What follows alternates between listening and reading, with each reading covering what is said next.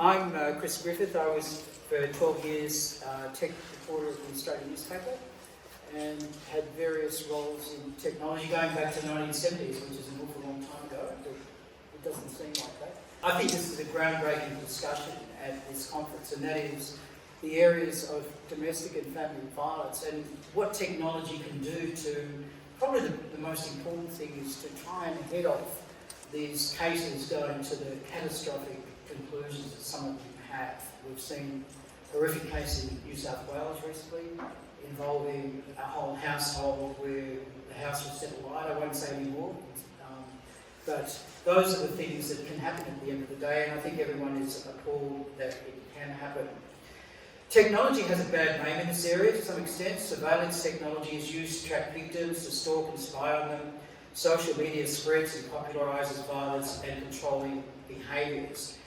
But we're going to argue today that tech can help turn the tide. And data, that word, that four-letter word data, is going to be crucial in offering that role. Let's meet our panel. Now maybe, who wants to go first? From one side to the other. Peter Ford? I'm Peter Ford. I'm the founder of a company called Control Bionics. We develop systems for mapping people's physiological data, mostly electrical signals, neuroelectrical signals. And as a separate enterprise, I was asked to develop a script for iPhones for calling for help automatically during domestic violence.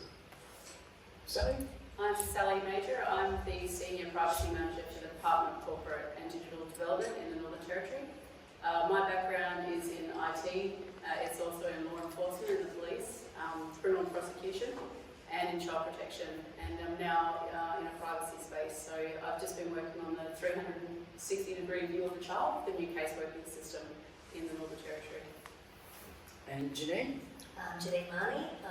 I've spent most of my career working in some way in the family violence space, initially with the Commonwealth Government, then running large family violence crisis services, and then consulting, and more recently the founder of a tech startup looking at a very different way of approaching responding to family violence. So you've got a foot in both camps there, haven't you? A long time in family violence, and you've got a tech company. And government as well, yeah. So So- a bit of everything. Right.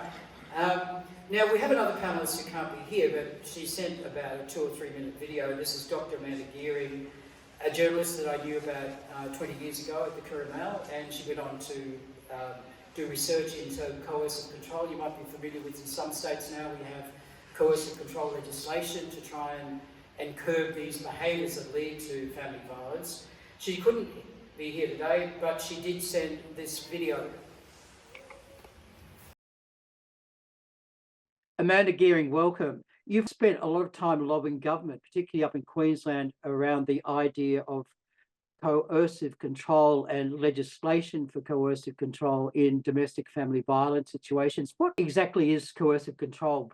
Coercive control is a strategic attempt by one partner in a relationship to control the life of the other partner so that that partner can't leave them. It's an entrapment, usually of women, but sometimes of men. And we can see that in a couple of very serious multiple homicides. They are called domestic, but I think the point is they're murders and they're violent. In Sydney last week, there was a case where a man attempted to light up his house with his 6 children and his wife inside.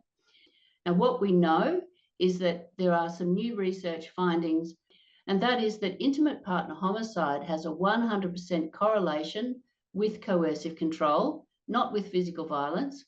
It is the most predictable type of homicide. It's therefore the most preventable type of homicide. So what I've developed, based on the UK legal guidance on coercive control, is a list of questions. It's 23 questions in the first part, which explain the types of things that perpetrators do. And if these are recognised in that relationship, then that means there's a high level of control. And then we have to go on to part 2, which is the homicide timeline, to work out how far the perpetrator might have progressed along the homicide timeline. And I guess there's a threshold where if there's a high score in those two situations, then you'd want to pass that information on to authorities of some form. Yes, absolutely. At the moment, the police are probably not the best first intervention, and a medical intervention is probably the best first intervention for anybody who feels at risk. And that's because they simply believe the person rather than challenging them. Police very routinely misidentify who is the victim and who is the perpetrator. And that's because perpetrators work very hard to try to let authorities think that the victim is actually the perpetrator. The coercive control risk assessment, it can be self-administered, or it can be used by a family member or a friend of someone that they fear is at risk. At the moment, victims just go into a police station, and it's a bit of a Russian roulette as to whether the police they speak to are well trained to recognise and do what is required to protect someone. Well, Amanda Geary, that sounds a really fantastic first step to try and get earlier intervention into these cases before they go to the horrible extent that we've seen them go on to. Thank you very much.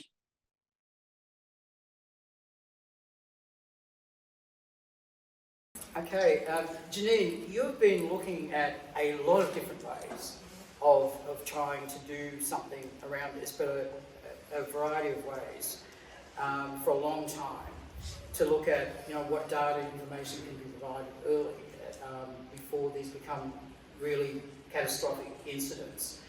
What approaches do you take?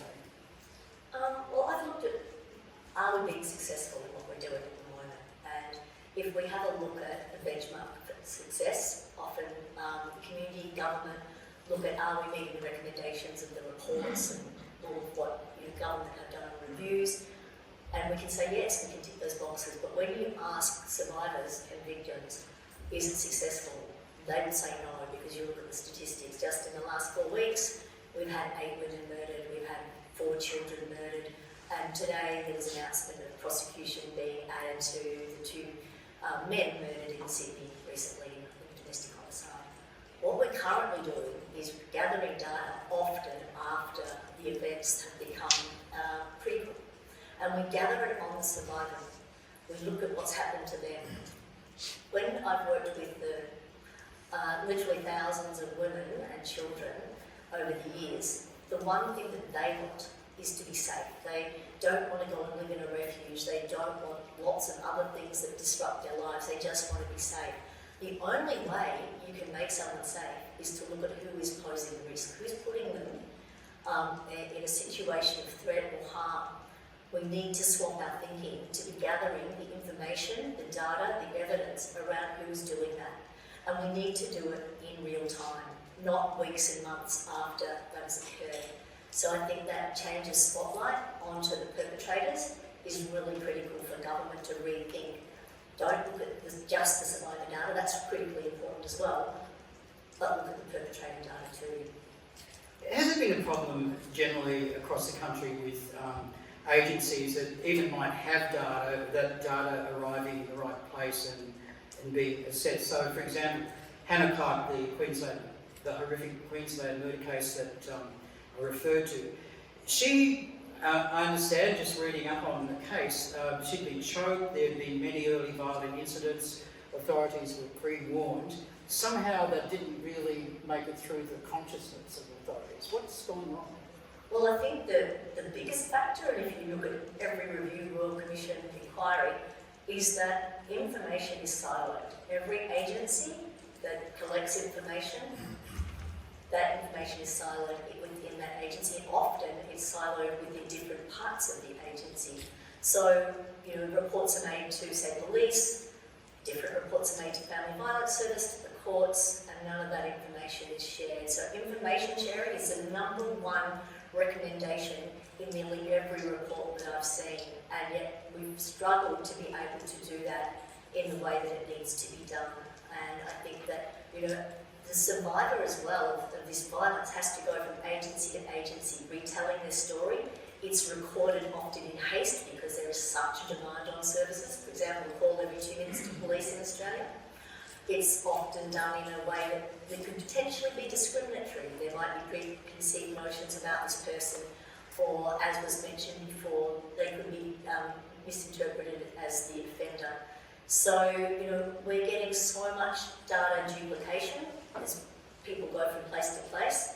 We've also got so many gaps because there's a huge amount of information that's not recorded or reported, and there's no way to condense that into one place where there can be real-time assessments of the risk and have that analysed. So we're left with a whole lot of people wanting to do their jobs who are committed to that but don't have the information they need to respond in real time to the risks that exist.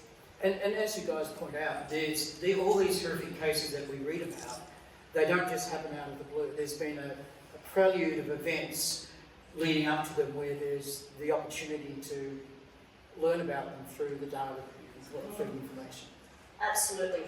But as you would know, some people can experience multiple events or incidents within a week.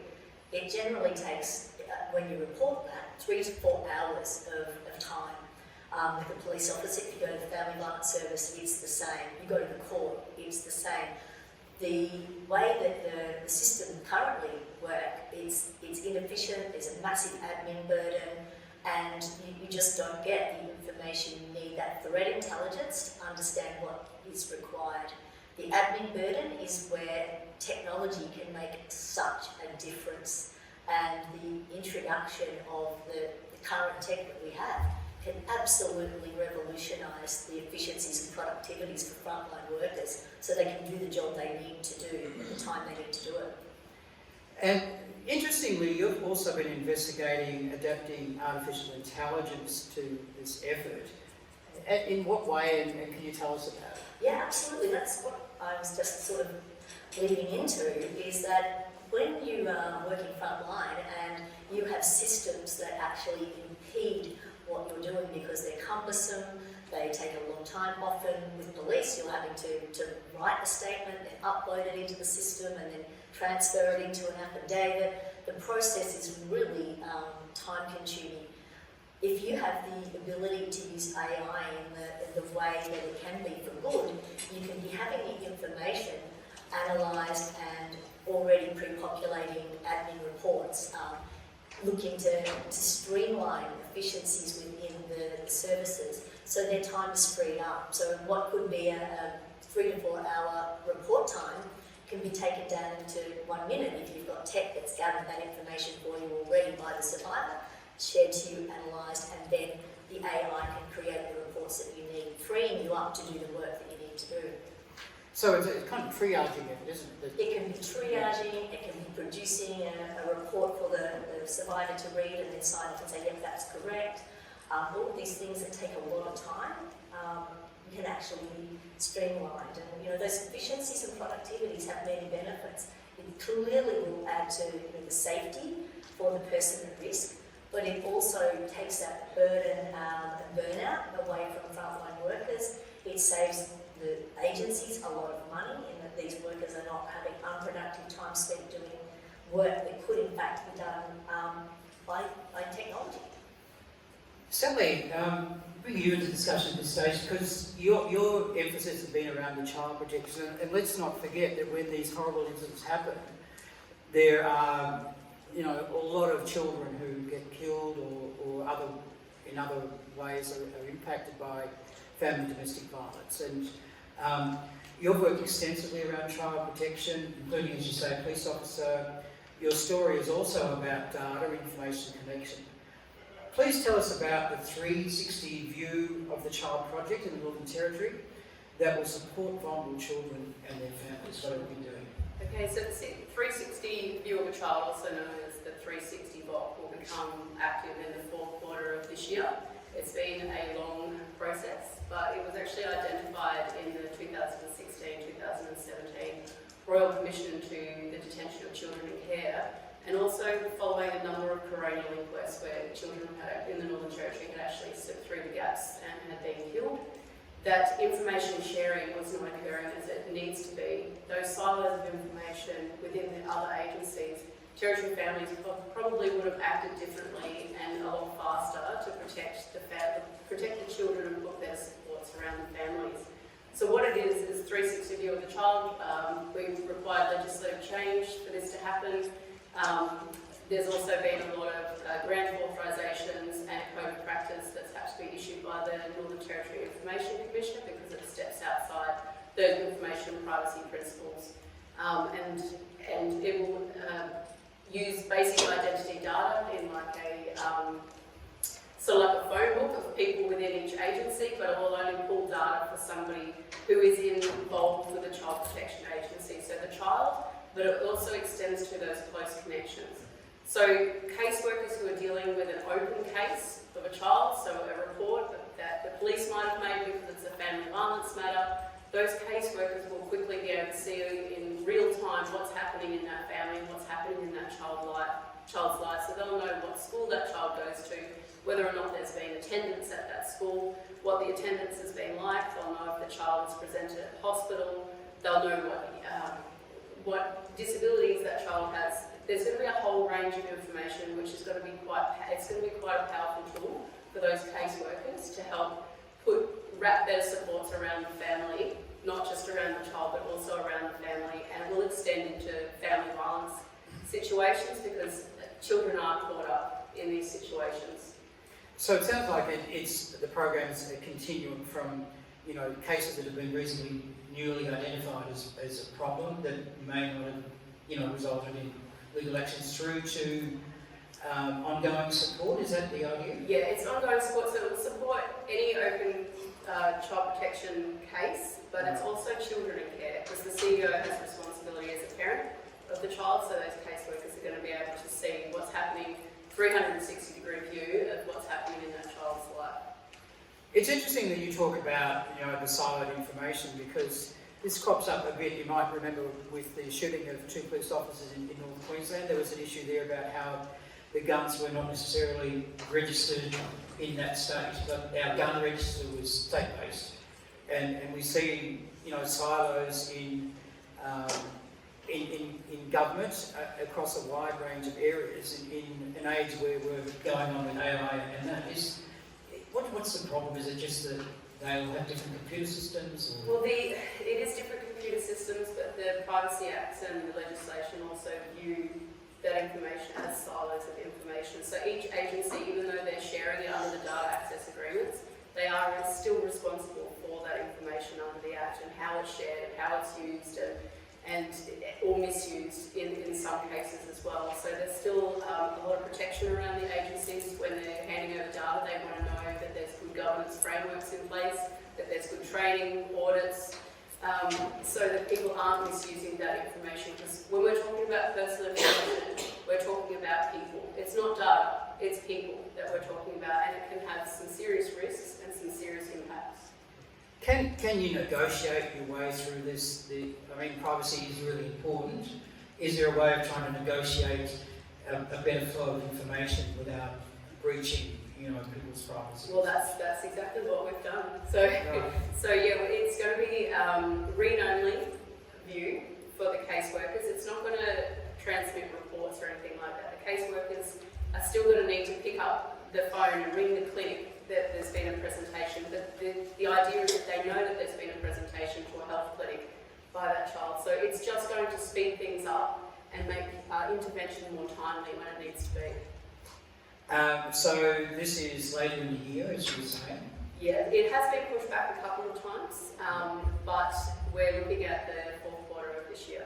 And have you kind of put together some improvements some benchmarks for how it's going to show the benefits? That's Territory Family. So I'm with the Department of Corporate and Digital Services, so that's another agency, but I know that they're working very hard on the framework at the moment and putting in the training and those frameworks around how it's going to be audited and governed. And I dare say that will be included in that. Okay. And Peter Ford, it's fantastic to have you here. You might know Peter Ford was a news anchor with CNN and NBC in the States. He covered wars, the US Space Shuttle program. But importantly, in 1999, he founded Control Bionics. It's been planning to adapt some of the technology developed there to mitigating domestic and family violence. Peter, tell us what Control Bionics achieves and the technology you're going to take from that and try and adapt and help out in this domestic family violence situation. Thanks, Chris. One of the issues we're seeing is, can you predict a domestic violence event, or can you respond swiftly when it occurs? And what Amanda and Hannah and Janine have been talking about is trying to profile, correct me if I'm wrong, trying to profile current behaviour to see if we can get enough data to accurately and reliably predict an event before it occurs. What we're looking at is, what do you do if something's actually happening right now? And yet, as you know, I know firsthand, domestic violence households are very similar to war zones. The stress on the people in there is constant. It's not just an event of violence, but it's the stress and waiting between each event, trying to live with the perpetrator so that you don't set them off next time. It has not just immediate injury for the person who's the object of the violence, but also lifelong psychological injuries on the kids that may affect their behaviour in the future and on people who are the victims. So it's a disease which infects the entire household, and it's one that should be treated the same as any other disease in the community. So what we've tried to do is, first of all, create a script on iPhones where if a woman or a person who's a victim of a domestic violence event thinks one is about to happen, they can tap an icon. Can you see a green icon on the bottom left? Probably not. But if you tap that help sign there, there you go. Sorry, check my camera. They think something's about to happen, they just have to tap an icon on their iPhone. And we've written the script so that anybody can adjust that script to, among other things, include the phone numbers of anybody they want to know straight away if they're in danger. So it could be friends, it could be a neighbour, it could be a relative, it could be the police. But when you tap that icon, and as Hannah saw, a little check mark comes on the screen, that's all you need to see. You know those messages have gone out straight away. Now, the perpetrator could take your iPhone, they could break it, they could stop you getting it. So what we're looking at also, in terms of physiological management and data management, which is what we do with the company, with Control Bionics, is you wear a thing like a Band-Aid, on your chest. And as soon as your stress level rises to a certain height, it triggers that icon, it triggers that app. So that without you even taking your phone out or even touching it or having it anywhere near you, you may have it in a pocket or a purse, once your stress level goes above a certain threshold, preset threshold, it will already call for help. And that stress level is almost always involved, correct me if I'm wrong, with an immediate threat or danger. So there's a physiological profile which is very reliable in terms of that person's danger state. And it may work in concert with the other profiles of the family to see if we can work those together, and perhaps AI can enhance that. So that once the person's in that profile of danger, we also can see whether they're absolutely about to suffer an event and try and mitigate that or prevent it. So you're talking there about more immediate threats and also situations where, through court orders or whatever, the people who are accused of this are wearing devices that could be. So this really extends, in a way, the idea of the ankle bracelets in their circumstance beyond locations to these physiological reasons, if you like. What we're looking at with R&D in our R&D lab right now is just that. So if the perpetrators also have a court order to wear it, first of all, if they take it off, it sets off an alarm. So we're looking at all the fail-safes on it. But secondly, if they come into proximity with a registered victim and they start moving within their ABO range, for example, then that sets off an alarm. So we have a series of tiered alarms that can raise the attention of people close to the victim, people further afield, and people in law enforcement in various levels of that state of danger, so they can react and respond before the actual event occurs. We're trying to get a situation where technology is helping prevent a domestic violence occurrence before it occurs, or at least to mitigate it before it occurs. There are other existing solutions around, like smart speakers. AI systems that identify loud sounds such as screaming or gunshots or breaking glass. Those things exist. Helplines, hotlines, panic buttons, wearable tech such as an SOS bracelet, even a virtual reality program for perpetrators to put them in the shoes of victims. I think this issue of data becomes really like a preeminent issue because it's the way of getting information together to be able to head off the violent situations. We're told all the time that the clues are there in the early stages of these cases. But I'd just like to end with some hopes about the near future for the development of technology in this space. Start with you, Janine. Is there more you'd like to add? I mean, we've talked a lot about before the events, but not necessarily after or ongoing support with technology and data. Yeah, look, I think the most important thing is that we stop looking at how we do technology in bits and we look from a higher level of how can we look at all of what's available and bring that together into end-to-end solutions. Like, there are so many aspects to technology that can be brought together for family violence solutions, and things like blockchain for that chain of evidence. When you're locking that in, you can look at the AI for analysis and creating efficiencies. You can look at apps to gather the data, looking at the bigger picture and going, right, we don't want to just focus on one little bit. As a government and community, we look at that high level and say, how do we bring this together for a world-leading response? And we've got all the capabilities, we just need now the commitment to do it. Sally, and would you like to sum up where things will go, hopefully? Oh, well, after the rollout, we're just hoping that we can see some really valuable impact for our most vulnerable children and families who are in domestic violence situations. Right. Peter, have you got any kind of timeline for some of this? This trip it has already launched this month. The technology, the application we're looking at will take about 6 months to beta test it and confirm it, mostly to rule out potential failures. And what we would like this to be is something that anybody can wear or adopt straight away, so that it becomes their kind of projection or the beginning of it. So, and also in terms of siloing, as Sally and Janine said, we're finally at the stage where Marshall McLuhan said we have a global village. In a village, everybody knows everything. They know who the headers are, they know who the victims are, they know who's living with them. With sharing this data, that village becomes literally global, and we know and identify who the headers are, so at least you know where to start intervening, mitigating, preventing. Look, I'd like to thank the three of you. I think it's been really important discussion. Peter Ford, Sally Major, Janine Mahoney, thank you very much, and I hope you've enjoyed it and seen it as an important discussion as much as we have. Thank you very much.